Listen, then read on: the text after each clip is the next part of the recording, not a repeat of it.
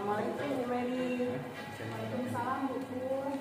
Ngapain Bu? Kayaknya lagi sibuk ya? Enggak, lagi periksa tugas anak-anak. Ada apa ya Bu? Kalau misalnya Ibu ada waktu, apa namanya sedikit bercerita Bu. Soalnya ini kepala sudah sangat pusing memikirkan masalah di kelas Bu. Kira-kira Ibu ada waktu nggak ya mendengar cerita saya? Ada, perhatian dan istirahat. Jadi mau cerita apa nih? Kira-kira sesudah Bu Pur cerita sama saya nanti, apa nih tujuan yang ingin Bu Pur terapkan? Saya sih berharap dengan bercerita sama Ibu Mary bisa meringankan sedikit beban masalah saya Bu. Dan kalaupun bisa, nanti Ibu Mary bisa memberikan solusi dari permasalahan yang saya hadapi Bu. Jadi kalau boleh tahu masalah apa nih yang bisa Begini Bu, kan Ibu tahu saya kan guru kelas di kelas 5 dan kebetulan saya mengajarnya pembelajaran bahasa Indonesia. Pembelajaran bahasa Indonesia itu kan Bu banyak menyediakan teks-teks untuk diberikan kepada anak. Jadi di kelas saya itu ada seorang anak namanya Firman. Dia Bu belum bisa membaca. Jadi saya kadang-kadang kebingungan Bu saat memberikan materi pembelajaran karena jangankan dia untuk memahami, untuk mengerti materi yang saya berikan, membaca saja dia tidak bisa Bu. Jadi bagaimana ya Bu? Terus kira-kira apa yang sudah Bu Pur lakukan selama ini? Saya sih cuma mengajar membaca saja, itu pun dijelas bersama dengan anak-anak yang lain. Tapi saya melihatnya tidak ada perubahan Bu sama dia, malah hasil pembelajaran dia selalu rendah dibandingkan anak-anak lain. Dan nampaknya pun tidak ada perkembangan berarti Bu dari yang saya berikan di kelas. Oh begitu. Jadi kira-kira aksi apa nih yang akan Bu Pur? Dan apa ya kendala yang bisa membuat anak itu tidak bisa membaca? Itulah ya Bu, saya juga bingung Bu sebenarnya. Tetapi kalau melihat dari kondisi keluarganya, ayah dan ibunya itu sangat sibuk Bu. Karena saya melihat kalau misalnya pulang sekolah, si Firman ini sering membantu orang tuanya di sawah Bu. Saya pernah sih menanyakan sama si Firman, kamu pernah belajar membaca nggak nak di rumah? Dan dia hanya menjawab, tidak Bu, karena saya pulang sekolah harus membantu kedua orang tua saya di sawah. Dan malamnya saya sering tertidur. Dan orang tuanya pun saya melihat tidak pernah Bu mengajarkan dia membaca. Itu sih berdasarkan cerita si Firman. Oh jadi begitu. Jadi kenapa si Firman tidak mau atau tidak bisa membaca gara-gara faktor keluarganya? Terus bagaimana dengan kepala sekolah? Kalau yang saya lihat sih Bu, kayaknya iya dari faktor keluarga. Dan kepala sekolah pun belum tahu Bu masalah ini. Saya tidak berani menceritakannya kepada kepala sekolah. Nanti takutnya saya dibilang lagi guru yang nggak bisa menghandle mungkin masa sudah kelas 5 tidak bisa membaca. Jadi saya pikir kenapa nggak saya ceritakan dulu sama Ibu Mary masalah ini. Kan Ibu Mary guru bahasa Indonesia juga. Dan Ibu Mary saya lihat muridnya semua bisa membaca. Makanya saya menjumpai Ibu Mary. Gimana ya menurut apa saya kasih tahu sama kepala sekolah masalah saya ini? Baik, itu kayaknya bagus tuh ide Bu Pur. Jadi beberapa hari kemudian ini rencana aksi apa nih yang mau Ibu Pur lakukan? Kalau misalnya saya menjumpai kepala sekolah untuk menceritakan masalah ini, kayaknya nggak apa-apa ya Bu. Bagus. Jadi sesudah Bu Pur melapor ke kepala sekolah, terus apa nih yang ingin Ibu Pur lakukan ke depan ini beberapa hari ini? Mungkin saya akan lebih berfokus untuk menjumpai orang tua Firman Bu terlebih dahulu. Saya akan menceritakan kepada orang tuanya kondisi si Firman di sekolah karena kasihan ya Bu, sudah kelas 5 dia tidak bisa membaca. Saya berharap orang tuanya bisa setidaknya membantu dia belajar di rumah. Dan saya juga akan mengajak si Firman untuk belajar membaca di misalnya apakah nanti di luar kelas waktu jam istirahat barang 5 sampai 10 menit Bu. Dan saya berharap dengan tindakan saya ini bisa membantu Firman setidaknya walaupun tidak bisa membaca dengan lancar dia bisa mengeja Bu teks bahasa Indonesia. Bagus itu. Ada nggak hal lain yang selain mengajar si Firman ini membaca secara berdua? Ada nggak hal lain yang ingin Bu Pur lakukan? Itulah Bu, saya ingin berjumpa sama orang tuanya. Ibu Mary bisa kan temani saya? Dan saya takut Bu, ayah si Firman kan Ibu tahu sendiri ayahnya bagaimana. Nanti temani saya Bu pulang sekolah. Boleh. Jadi kapan nih rencana? Gimana di pulang sekolah itu nggak apa-apa kan Bu? Anaknya nggak apa-apa kan misalnya terlambat sedikit, tolonglah Bu temani saya ke rumahnya si Firman. Boleh, berarti nanti kita akan usahakan waktu cepat ya. Jadi kira-kira dalam membantu si Firman ini belajar, siapa saja nih yang ingin Bu libatkan dalam kegiatan ini? Saya akan melibatkan Ibu Mary juga itu Bu, kalau Ibu Mary mau bersedia, karena saya melihat Ibu Mary kalau dalam pelajaran bahasa Indonesia oke banget Bu.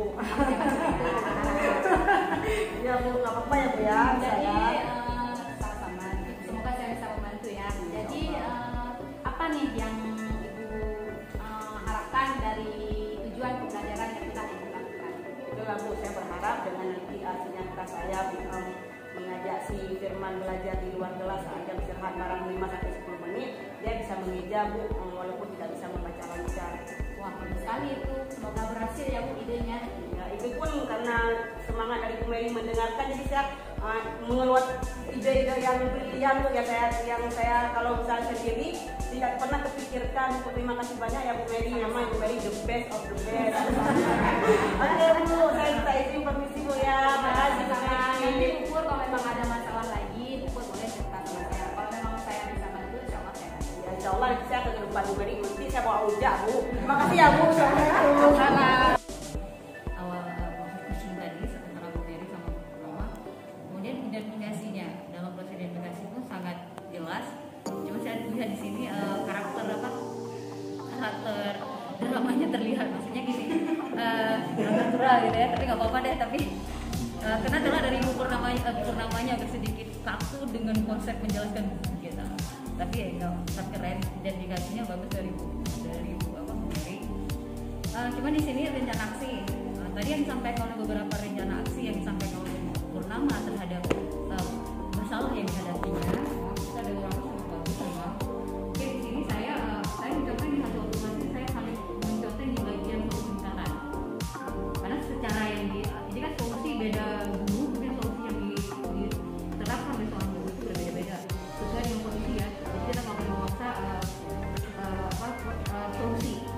Jadi kita mencontoh di peningkatan. Jadi ini mungkin saran juga ya dari saya coba cover saran. Saya teringat di salah satu sekolah SD di sini, di mana anak saya pernah kelas 1 dan dia kemampuan membacanya kelas 1 masuk SD itu masih nggak bisa lah ya, mungkin tetangga cuma bu aja SD-nya ya.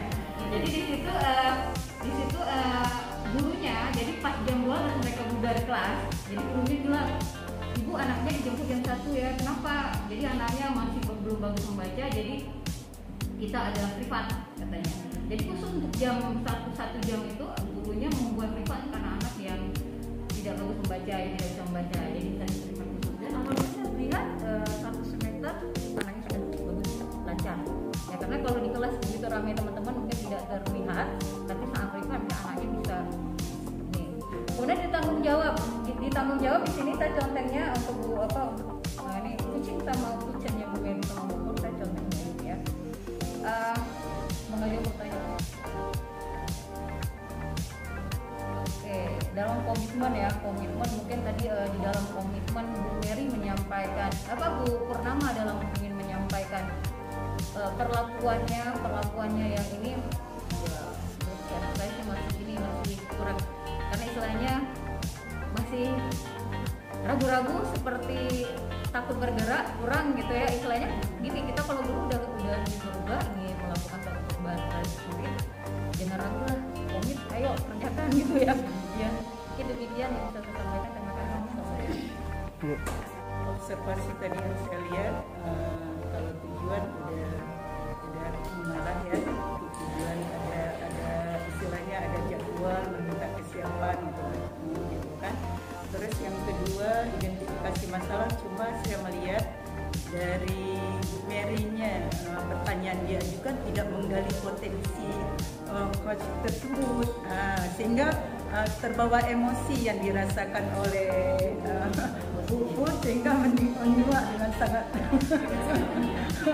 ya, sehingga tidak terbangun sebuah potensi diri gitu, apa yang udah dia lakukan, terus yang selama ini dilakukan seperti apa itu tidak ada yang tergalikan, jadi sehingga datar gitu. Sehingga kalau bisa ditimpulkan malah solusinya, biarpun beliau menemukan sendiri, tapi itu tidak membawa satu perubahan gitu ya yang terlihat. Bu Mary lebih banyak mendengar, terbawa emosinya Bu Pur gitu ya, sehingga sangat menghayati gitu ya.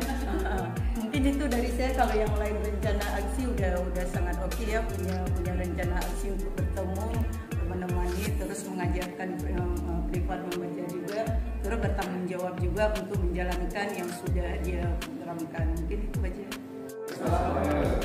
Berdasarkan hasil seperti yang saya lakukan terhadap Bu Mary dan Bu Pur tadi melakukan partai coach, saya sependapat dengan Bu Hajah ya. Di sini tujuan tersampai dengan baik. Coaching sendiri yang menyampaikan tujuannya di sini. Cuma yang kurangnya, yang lainnya lebih semua, yang kurangnya cuma diidentifikasi. Mungkin di sini proses identifikasi sama Bu Mary tidak banyak digunakan pertanyaan-pertanyaan refleksi, eksplorasi itu karena Bu Pur terlalu aktif ingin menceritakan semua permasalahannya, sehingga Bu Mary langsung menemukan ini permasalahannya langsung teridentifikasi. Mungkin karena yang di coachnya yang dilakukan coachingnya itu adalah sesama guru. Ya kayak gini kendalanya yang ditemukan, pasti kendalanya langsung terungkapkan. Jadi pertanyaan yang sudah kita di konsep, masalahnya nggak terjadi. Jadi sudah tahu.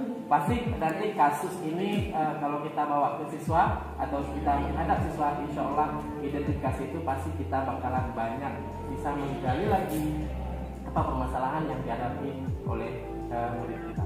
Cuma itu aja. Terima kasih. Ini dilihat baik-baik ya. Iya, oke. Sebelum saya melakukan pembelajaran STEM, di situ saya ingin melihat dulu bakat dan minat peserta didik saya sesuai dengan kompetensi yang dimilikinya, sehingga saya mengelompokkan siswa-siswanya sesuai dengan bakat dan minatnya. Setelah itu, saya merancang RPP saya lakukan, di mana saya memang sering melakukan STEM untuk satu semester itu paling tidak satu kali saya melakukan STEM. Karena dengan melakukan STEM itu anak bisa mengaplikasikan langsung konsep fisika dengan pembelajaran yang dibuat, kemudian dia bisa berkembang di dalam kehidupan. Untuk yang kemarin itu saya membuat setnya itu adalah dengan perahu layar. Itu semester yang semester 1. Yang semester 2 saya membuat itu adalah jembatan dan STS, di mana situ konsep kesetimbangan benda tegak dan elastisitas berperan di situ, sehingga anak bisa merancang bentuk miniatur jembatan yang bagus. Nah, untuk RPP di sini itu saya membuat perahu layar yang dibuat dari limbah aqua, sehingga siswa bisa membuat aplikasinya sesuai dengan konsep fisikanya, yaitu kesetimbangan benda tegak dan hukum Archimedes. Nah, kalau kita berbicara hukum Archimedes, berarti kita sudah tahu bahwa benda ini keadaan benda dalam air. Nah, saya membuat itu berdasarkan konsep fisika saya. Oke Pak, bisa lanjut? Jadi masa? Kayak lagi Pak. Turun lagi Pak. Ya, RPP langsung Pak. Ya. Nah, pertama di situ saya membuat KD-nya dulu. KD yang saya gunakan di situ adalah kode kesetimbangan benda tegak dan benda dinamis. Kemudian karya yang saya buat itu membuat karya berdasarkan positif berat dan kesetimbangan benda tegak. Kemudian ada 2 kali saya padukan itu, satu lagi udah statik dan manfaat benda statik. Nah, setelah saya membuat KD, saya merumuskan indikator apa yang saya inginkan dari KD tersebut.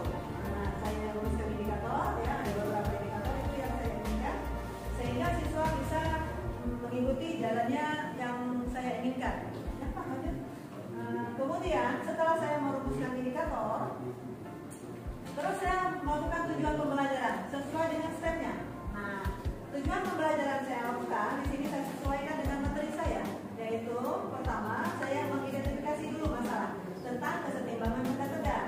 Setelah itu menerapkan konsep berat pada rancangan perahu, kemudian hukum Archimedes pada rancangan perahu, serta merancang perwarupa perahu.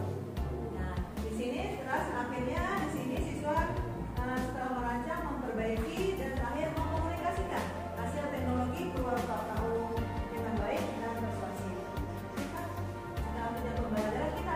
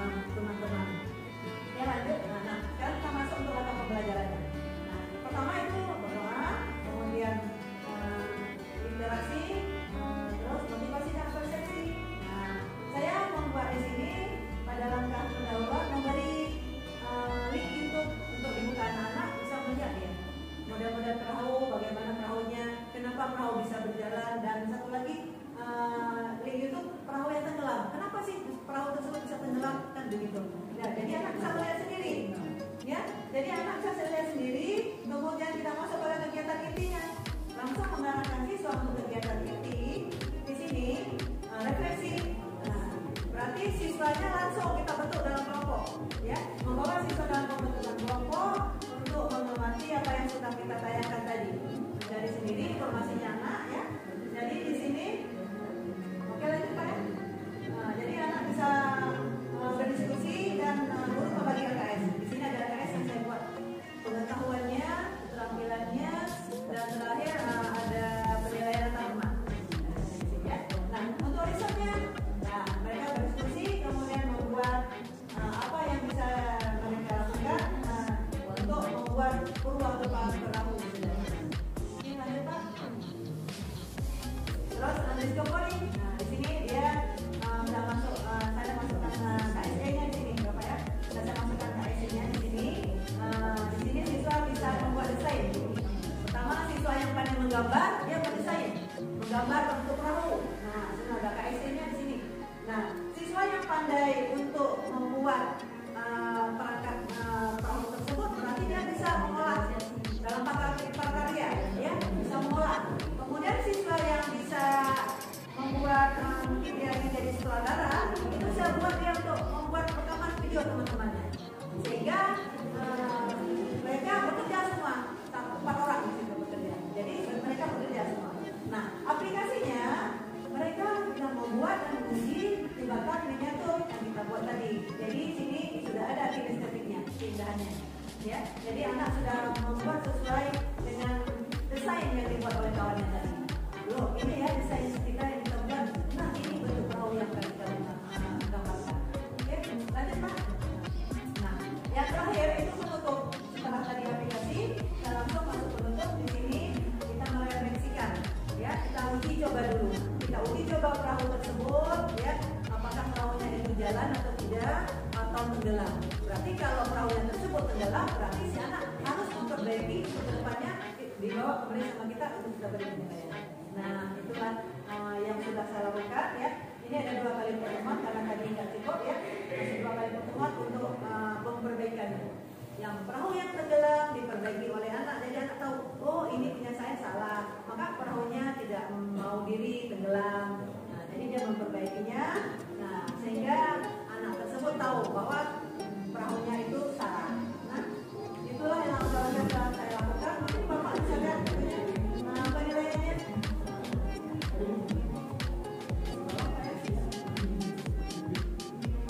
Nah, ini. Tadi ada konsepnya, konsep pengetahuan ya, di atas tadi yang memberikan pengetahuan. Di atas bawah.